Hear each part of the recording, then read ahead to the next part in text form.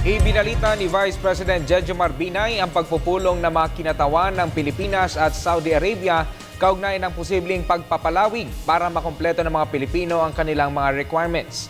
Samantala, Binay na malaki ang pag-asa na maisalba ang buhay ng OFW na si Joselito Zapanta. Si Noel Perfecto sa detalye.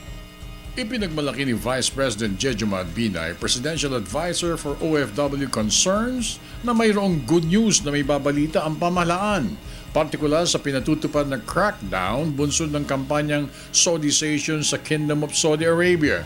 Ayon kay Vice President Binay, patuloy ang ginagawang pag-uusap na magkabilang panig Pilipinas at Kingdom of Saudi Arabia hinggil sa posibleng pagpapalawig o extension na hinihingi ng Pilipinas sa kaharian para matapos ang malaking grupo ng OFWs ang kanilang pagkumpleto ng requirement na kinakailangan para sa kanilang pagstay sa bansa. Sa sobrang saya ni Vice President Binay, hindi niya napigil na sabihin na magiging kalalabasan ng usaping Saudization. 7 to 10% go na aniya ang extension para makumpleto ang mga dokumento ng mga OFWs. Yung problema dun sa Saudi, mga in scale of 10, mga 7 to 8. It will have a good ending. Okay. Kasi alas 6 pa lang kasi minus 5 eh. So alas 7 pa lang doon. So mag-uusap-usap pa eh. So kaya 7 to 8. Pero yung ending siguro 8, 9, 10 na happy ending.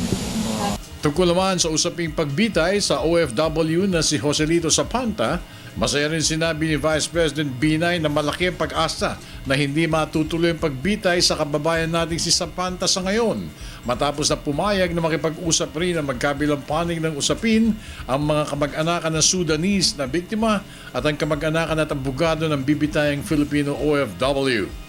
Nagpasalamat rin si Binay sa mga opisyalis sa Sudan na pumayag na bigyan pa ng kaunting panahon na pag-usapan na nakaumang na pagbitay kay Zapanta. May magandang nangyayari.